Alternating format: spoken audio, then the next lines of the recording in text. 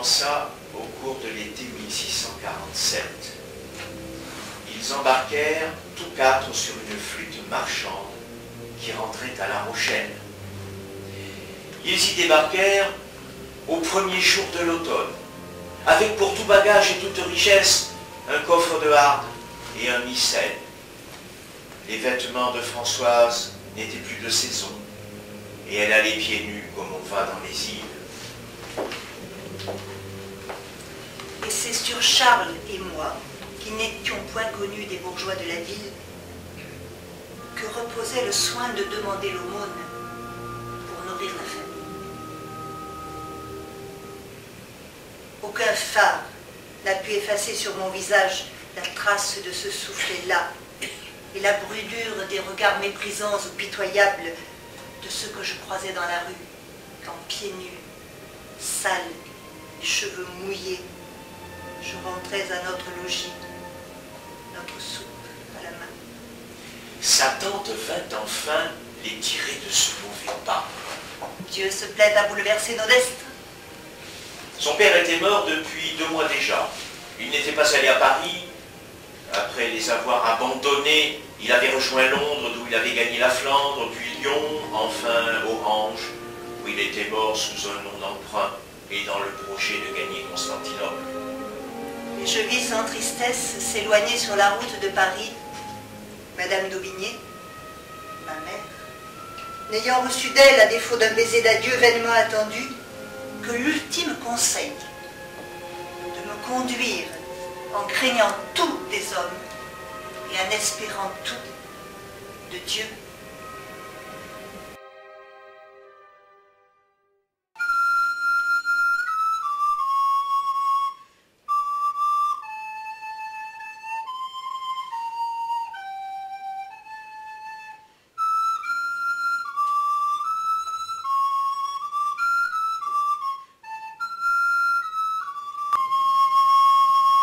J'étais devenue farouche, insolente.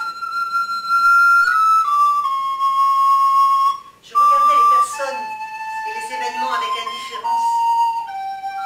La mort de son frère, Constant, que l'on trouva noyé dans les fossés du château de Meurcey, quelques jours seulement après leur arrivée, acheva de l'étourdir. Cependant, je survécus à ce premier désespoir. Et peu à peu, je recouvrais le goût de vivre et la joie d'aimer. Je m'adonnais aux jeux de l'enfance avec beaucoup de talent. Et je me révélais de première force au jeu des jonchés, où tout l'art consiste à tirer le roi. Je n'y voyais pas une prouesse. Plus d'une année se passa de la sorte.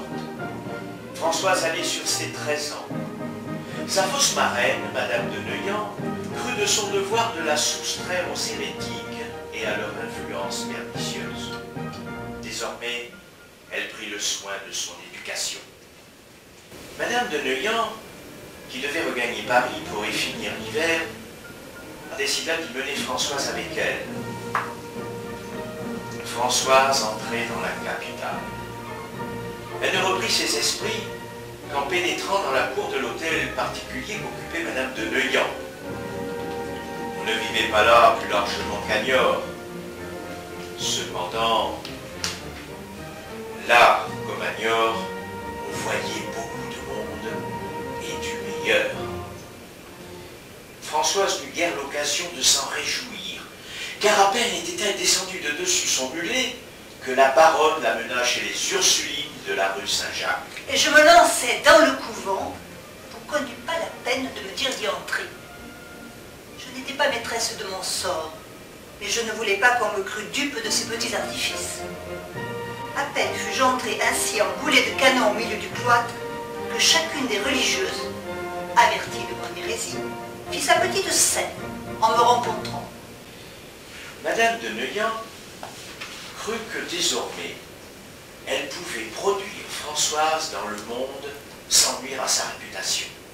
Et sa première communion faite, elle l'attira d'un lieu pour lequel elle n'avait nul goût. Précédée de la réputation de belle indienne, Elle avait encore en effet la chevelure épaisse et fort longue. Françoise fut au supplice de toutes les visites que Madame de Neuillan lui infligeait et elle tombait dans une profonde timidité. Son herboriste d'Amérique sollicita Madame de Neuillan de consentir qu'il menât cette jeune indienne à l'un de ses amis, Monsieur Scarron, lequel se proposait justement de faire bientôt le voyage des îles. Et de ce que je vis dans une petite chambre jaune du vaste hôtel, je ne sais ce qui m'effraya le plus. Ce futur voyageur au long cours, dont seule la tête grisonnante et les épaules bossues émergeaient d'une petite boîte dans laquelle deux valets le portaient d'un endroit à un autre, et qui, paralysé du haut jusqu'en bas, n'avait plus guère que de libre le mouvement des yeux et de la langue. Ou l'assemblée, trop nombreuse et trop brillante, qui entourait ce malheureux et s'esclaffait avec bruit au moindre de ses traits d'esprit. À peine cette moitié d'homme m'eut-elle posé une question sur l'Amérique que j'éclatais en gros sanglots. Sous les rires de l'assemblée. Et je rentrais au logis, désespéré de ma sottise, de Paris, de la vie même. Et je fus bien déçu que Madame de Neuillan, peu après, décida de s'en retourner prendre ses quartiers d'été à Niort. Tout laid et infirme qu'il fût, M. Scarron était alors un des beaux esprits de Paris, et son auteur le plus célèbre. Il avait fait représenter sur le théâtre plusieurs pièces qui avaient rencontré la faveur du public, et même, disait-on, celle du jeune roi Louis. Il venait de donner un roman burlesque, le roman comique, dont on ne parlait qu'avec la plus grande estime. Il inondait Paris de ses épîtres, de ses odes, de ses stances, de ses élégies, de ses contes. C'était la mode d'aller chez lui. Et lorsque l'année suivante, Madame de Neuillan me mit dans le coche de Paris, avec ma petite robe de serge, des œufs durs et du pain bis, je me réjouis de faire bientôt dans la capitale meilleure figure qu'à mon premier voyage 18 mois plus tôt. Voici comment Mademoiselle de Scudéry, qui était fort célèbre dans ce temps pour ses romans, peignit Françoise. Grande et de belle taille, le teint fort uni et beau, les cheveux d'un châtain clair et très agréable, le nez bien fait, la bouche bien taillée, l'air noble, doux, enjoué, modeste, et pour rendre sa beauté plus parfaite et plus éclatante, les plus beaux yeux du monde, noirs, brillants, doux, passionnés, pleins d'esprit. Elle ne faisait pas la belle, quoiqu'elle le fût infiniment. Et telle qu'elle, je crois. Monsieur Scarron fit de moi une gentille et prometteuse iris. Le feu qui brille dans ses yeux n'est pas un feu facile à peindre. Si tous ces visibles trésors et l'air de sa taille adorable forment un objet tout aimable, ce qu'elle cache de son corps ne saurait être qu'admirable. Et monsieur Scarron fut assez touché pour s'inquiéter de mon avenir. Françoise était sans dot et sans parents.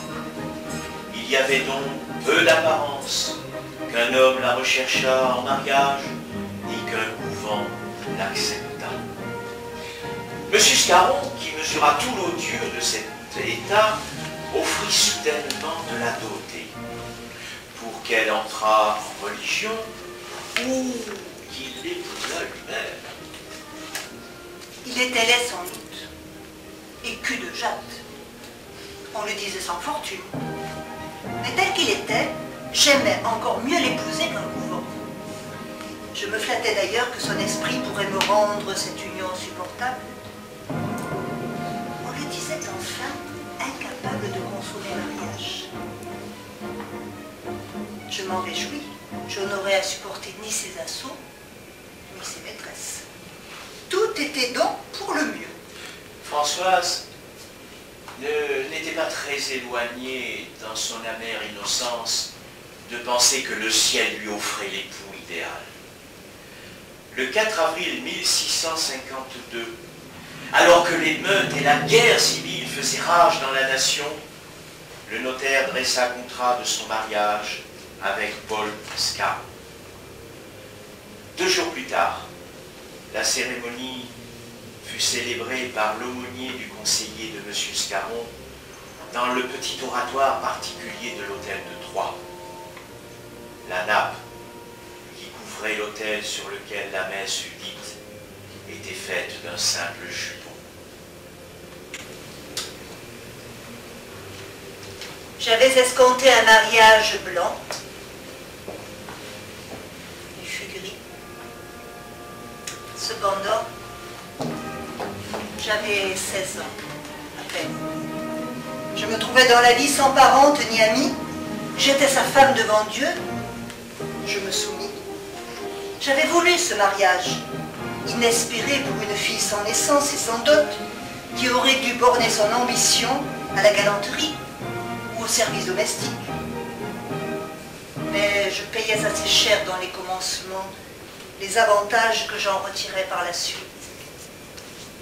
Du beau geste que M. Scarron fit aux yeux du monde, je jugeais vite avoir assez dédommagé le galant par ma soumission et le malade par mes soins.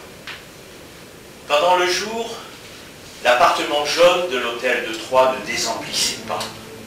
Aux hommes de lettres se mêlaient maintenant les gens de guerre et les politiques. On était alors au plein de la révolte contre l'autorité du roi et du cardinal Mazarin. Monsieur Scarron se trouvait au centre de l'agitation des langues. Il venait de donner au public cette mazarinade. Bougre bougrant, bougre bougré et bougre au suprême degré. Bougre sodomisant l'État et bougre du plus haut carat, investissant le monde en poupe, c'est-à-dire baisant en groupe. Et tout était du même goût, qui n'est pas du meilleur.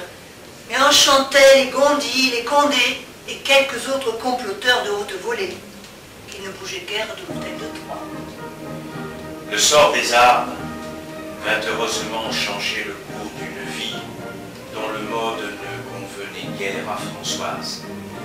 Les frondeurs des fées et Condé contraints de quitter Paris sous les huées, la reine et le jeune roi purent rentrer dans leur capitale. On donnait pour proche le retour de Mazarin. L'auteur, trop fêté de la mazarinade, avait déjà jugé prudent de battre au champ. Il se voyait mal au bout de la corde que, dans son poème, il avait destiné au ministre. Et dès septembre, nous avions donc quitté Paris. Pour se nourrir aussitôt et s'installer en quelques logis, M. Scarron devait vendre ses fermes de Touraine ou demander l'aumône.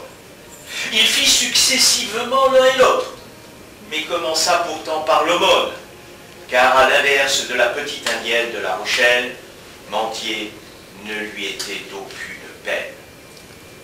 Fouquet fut le plus généreux. Il fit à son poète une pension annuelle de 1600 livres. Gaston d'Orléans inscrivit aussi Scarron sur la liste de ses pensions pour 1200 écus. Et après quelques détours à Anjou,